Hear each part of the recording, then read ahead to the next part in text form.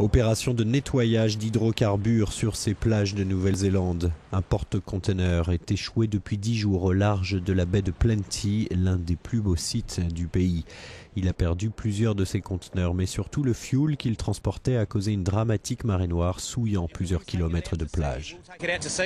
Si le vent emporte le fuel vers la mer, il va partir dans différents endroits. Mais on a remarqué ces derniers jours qu'à des endroits où il y avait eu du pétrole, le lendemain c'était plutôt propre, car l'eau s'était retirée.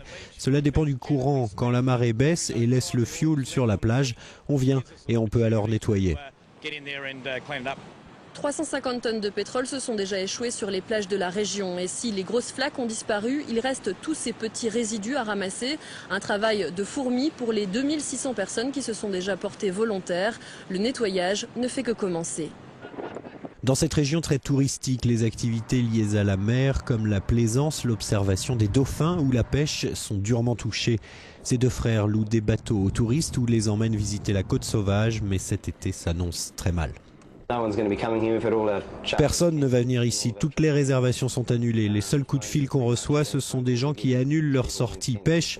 Alors on n'a pas vraiment le choix, si on reste ici c'est la faillite, alors on doit bouger.